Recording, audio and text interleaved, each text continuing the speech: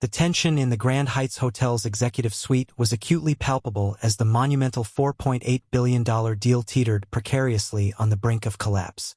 For 3 agonizing days, executives from Summit Investments had been locked in increasingly frustrating negotiations with Sheikh Bilal al-Rashid and his formidable team from the Abu Dhabi Sovereign Fund.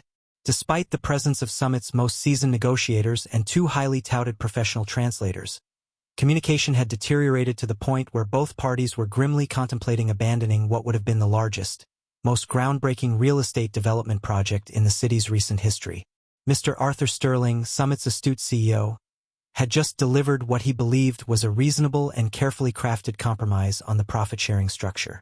Suddenly, Sheikh al-Rashid abruptly switched from his flawless, Oxford-educated English to rapid-fire Arabic. His tone was unmistakably agitated, his gestures animated as he addressed his advisors directly, deliberately excluding the Americans from the intense conversation. The 2 translators Summit had meticulously hired, both boasting impressive credentials from diplomatic backgrounds, exchanged uncomfortable, panicked glances, clearly struggling to keep pace with the Sheikh's regional dialect and the highly specialized financial terminology he was employing. Arthur felt his stomach tighten with a sickening dread as he watched the potential deal. 3 months of painstaking preparation, a small fortune in legal fees, and the thrilling promise of transforming 5 prime city blocks into a groundbreaking sustainable development. All of it about to disintegrate over what seemed to be a fundamental misunderstanding neither side could bridge. Desperation gnawed at him. Then, the most utterly unexpected voice entered the conversation. Clear, confident, and in perfect, flowing Arabic. "If I may, Your Excellency." Every head in the room snapped toward Miss Sophia Alvarez, who had been quietly, almost invisibly, refreshing the coffee service at the sideboard, dressed in the hotel's standard black and white housekeeping uniform. She stood with impeccable posture, addressing the Sheikh directly in his native tongue. The silence that followed was absolute, suffocating. Sheikh al-Rashid's expression transformed from irritation to profound surprise, while his advisors stared in undisguised shock. The Summit executives froze, their faces a mixture of confusion and alarm, unsure what egregious breach of protocol was suddenly transpiring. Arthur's right-hand man, Mr. Mark Thompson, half rose from his seat, ready to intervene with a furious protest. But Arthur instinctively placed a restraining hand on his arm, his intense curiosity overriding his initial alarm. "You speak the Northern Gulf dialect?" Sheikh al-Rashid inquired in Arabic, his voice conveying both astonishment and a subtle hint of suspicion. "Yes, Your Excellency," Sophia replied, continuing in flawless Arabic. Her voice was calm, utterly professional. "I believe there has been a misunderstanding regarding the structural financing terms. If I understood correctly, you are concerned that the contingency clause in Section 4.3 would allow Summit to dilute the fund's voting rights if certain benchmarks aren't met." The Sheikh's eyes narrowed, a flicker of intrigue replacing his earlier frustration, as he intensely studied the young woman before him. "You truly comprehend the technical aspects of this agreement?" Sophia nodded respectfully. "I do, Your Excellency. The translation provided has been somewhat imprecise regarding the financial mechanisms proposed. What Mr. Sterling was attempting to explain is that the benchmarks would be mutually established, with equal protection and safeguards for both parties, ensuring fairness and transparency." Sheikh al-Rashid leaned forward suddenly, his interest fully piqued. "How do you come to possess such specific knowledge of this agreement, and to speak our dialect so impeccably?" By now, the Summit executives were exchanging bewildered, incredulous glances. Arthur's face had drained of color as he belatedly realized that the hotel maid was somehow, miraculously, intervening in the most crucial negotiation of his entire career. Yet, something profound restrained him from interrupting. Perhaps it was the sudden, dramatic shift in the Sheikh's demeanor, from frustrated and aloof to deeply engaged and attentive. "I hold a master's degree in international finance from New York University, Your Excellency, with a specialization in Middle Eastern investment structures," Sophia calmly explained, still in fluent Arabic. "I spent 3 years working at the Abu Dhabi Investment Authority under Dr. Rashid Kamal, before returning to the United States for personal family reasons." One of the Sheikh's advisors whispered something in his ear, and a flash of recognition dawned on the Sheikh's face. "You were on the Almazar Island development team," the Sheikh stated, rather than asked, a hint of genuine admiration in his voice. "Your models for the integrated payment structures were quite innovative and highly praised." Sophia inclined her head slightly in acknowledgement. "That's very kind of your excellency to recall." Arthur, unable to follow the rapid Arabic exchange but instinctively sensing its immense importance, finally found his voice, a slight tremor in it. "Miss? Excuse me, do you work for this hotel?" Sophia turned to him, switching seamlessly to English. Her composure was unshakable. "Yes, Mr. Sterling. I'm putting myself through my PhD program at Columbia University. The flexible hours here allow me to attend classes while covering my living expenses." "And you understand the entirety of our negotiation? The highly technical details?" Mark Thompson interjected incredulously, completely unable to reconcile the woman in the housekeeping uniform with the extraordinary expertise she was now claiming. "I've been servicing this suite for 3 days, Mr. Thompson," Sophia replied evenly, her voice carrying a quiet authority. "I've heard every detail of the proposed agreement, and there appears to be a significant translation error regarding the contingency clauses that's causing unnecessary concern for the Sheikh and his team." Sheikh al-Rashid, who had been observing this entire exchange with profound interest, addressed Arthur directly. "Your translators, while professional, are not familiar with the specific financial terminology we employ in the Gulf region. They have been translating words, Mr. Sterling, but critically missing crucial contextual meanings and cultural nuances." He gestured toward Sophia with an open hand, a gesture of respect.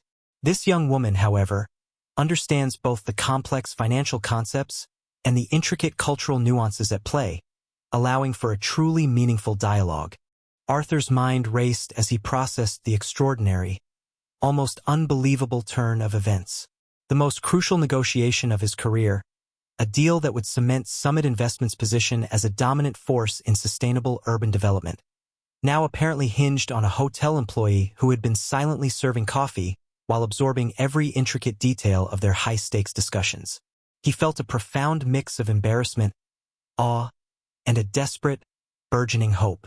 "Ms. Alvarez," he said carefully, his voice tinged with a new humility, "would you be willing to assist us in clarifying these misunderstandings?" Before Sophia could respond, Mark Thompson leaned toward Arthur and whispered urgently, "Arthur, this is highly irregular. We have professional translators. We can't just bring in hotel staff to handle billion-dollar negotiations." "Your translators are competent in standard Arabic," Sheikh al-Rashid interrupted, having overheard Mark's poorly concealed objection, his tone subtly pointed. "But they lack the technical vocabulary and cultural context necessary for this specific negotiation. This young woman possesses both."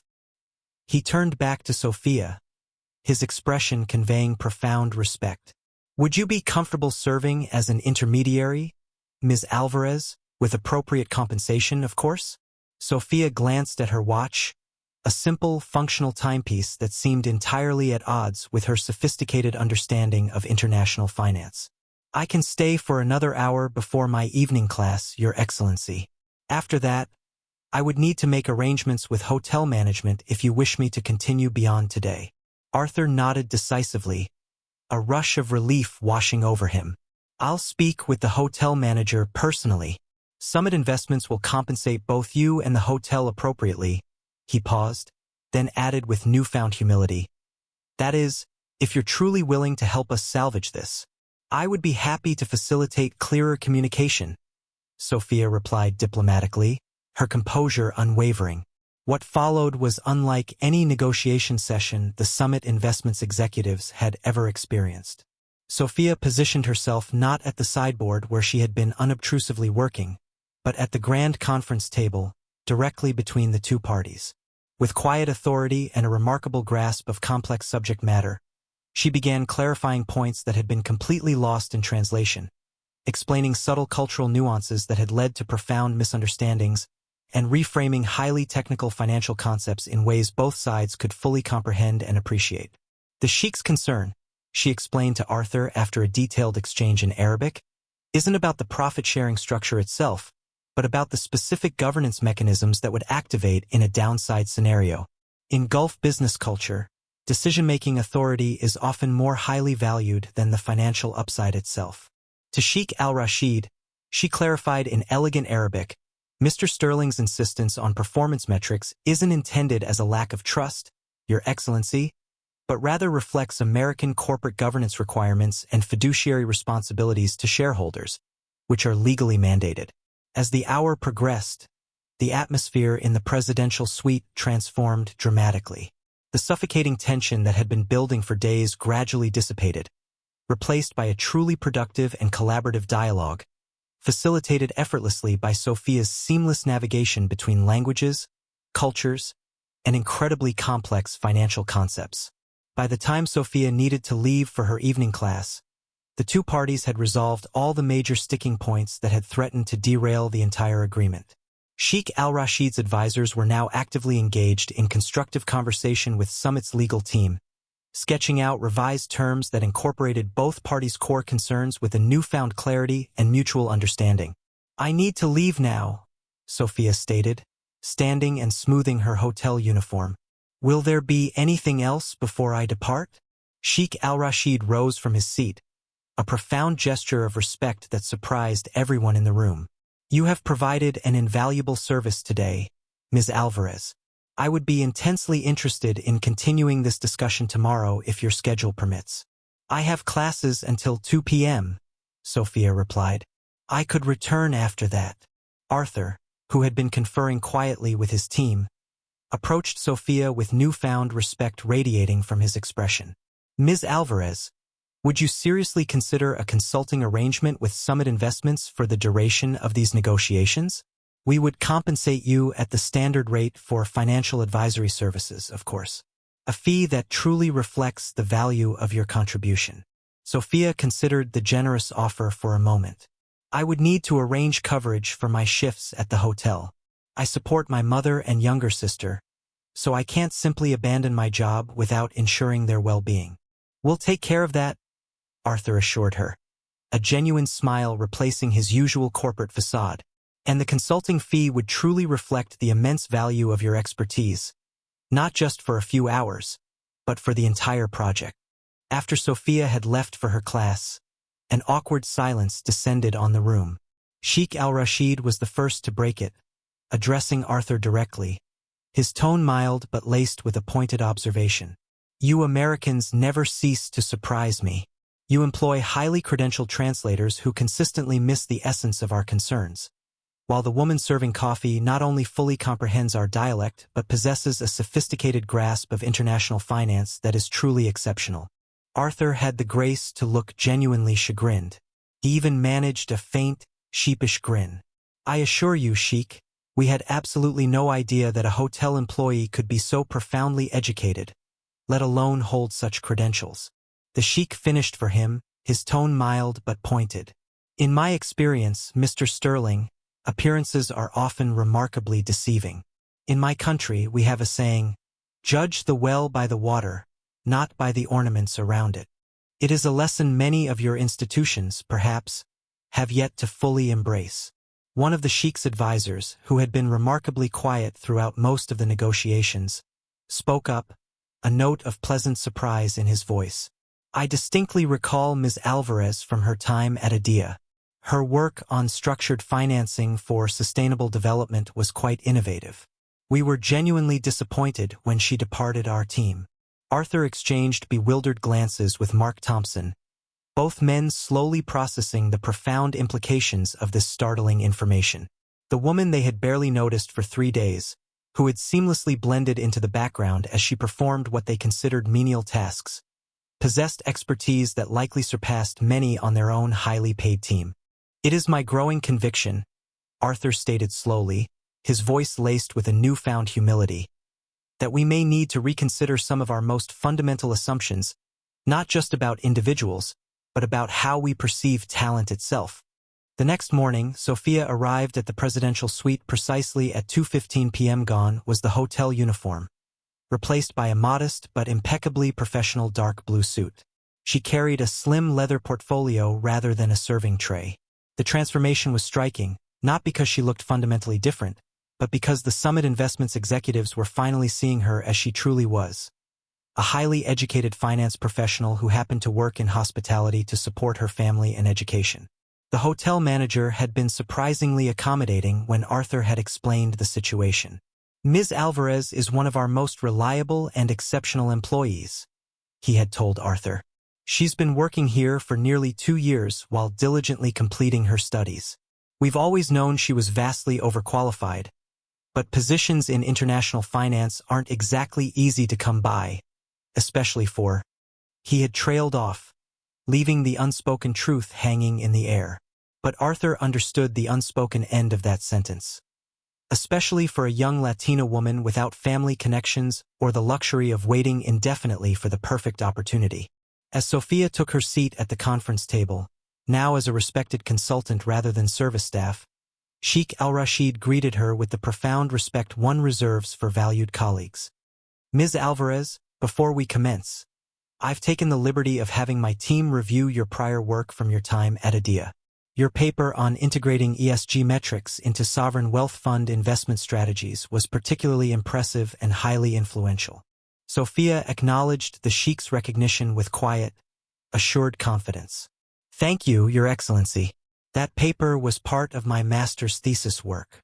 "Which raises the question," Mark Thompson interjected, still unable to completely contain his curiosity.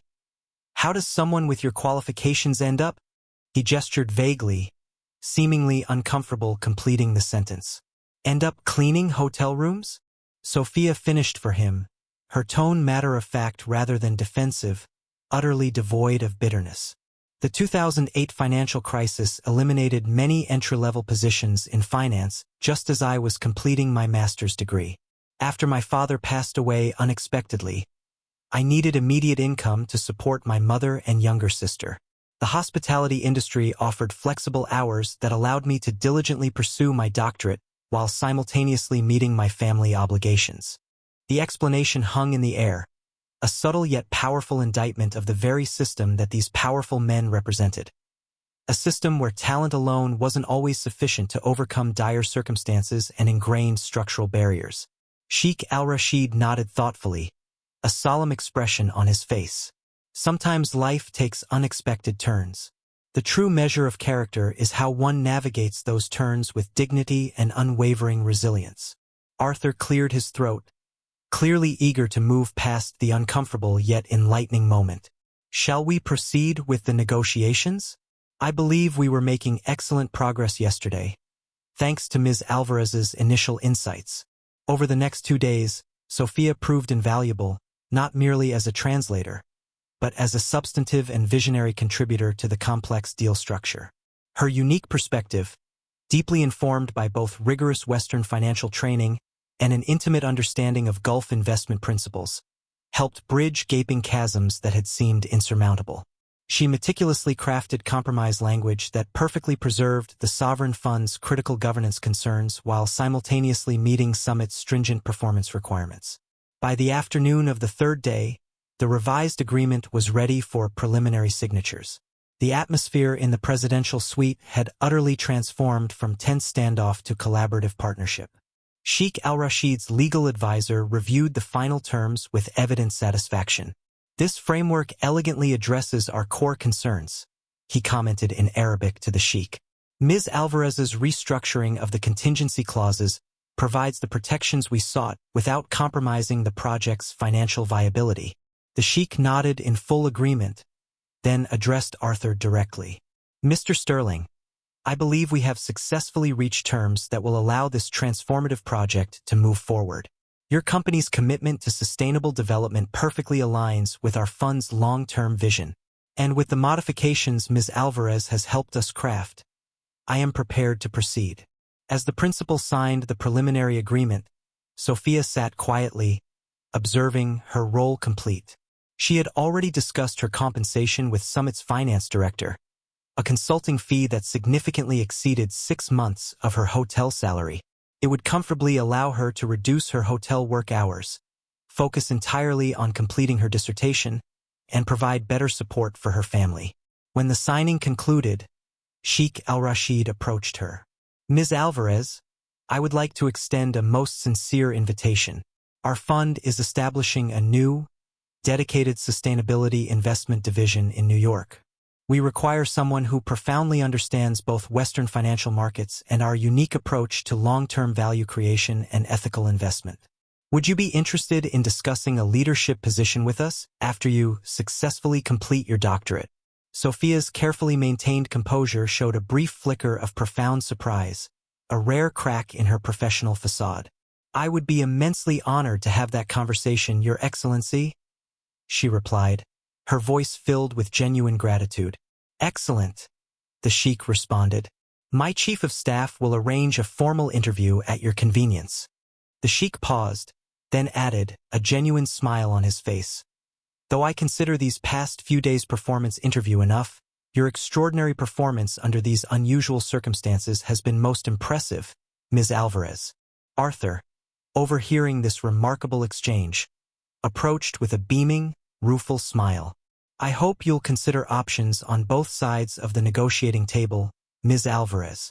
Summit Investments could certainly benefit immensely from your unparalleled expertise as well, perhaps in a senior advisory role for our upcoming global initiatives." For a woman who had spent years being invisible to men like Arthur, the sudden influx of professional recognition and high-level offers might have been disorienting. But Sophia received these overtures with the same poised dignity she had shown throughout the entire negotiation process. "I deeply appreciate both opportunities," she replied diplomatically. "My immediate focus remains diligently completing my doctorate, but I'd warmly welcome further discussions from both esteemed organizations when the time is appropriate." As the meeting concluded and the participants prepared to depart, one of Summit's junior executives held the door open for Sophia, a small, deferential gesture that would have been utterly unthinkable just 3 days earlier when they had perceived her only as invisible hotel staff. The profound shift in how she was treated was not lost on Sophia, though her expression revealed little. In the elevator descending from the presidential suite, Arthur found himself alone with Sophia. An uncomfortable, heavy silence stretched between them until he finally spoke, his voice quiet, tinged with genuine remorse. "I owe you a sincere apology, Ms. Alvarez, not just for failing to recognize your extraordinary capabilities, but for failing to truly see you at all until your skills suddenly became undeniably useful to me. It's a profound personal failing on my part." The admission seemed to cost him something, a visible crack in the highly polished veneer of corporate confidence he usually wore. Sophia studied him thoughtfully, her gaze direct but not accusatory. "The world is full of invisible people, Mr. Sterling. The woman who meticulously cleans your office after hours. The man who diligently delivers your packages every day. The barista who remembers your complicated coffee order. All of them have rich stories, extensive educations, profound dreams, and remarkable capabilities that you might find truly surprising if you only took the time to look." She paused as the elevator reached the lobby level, its doors gliding open.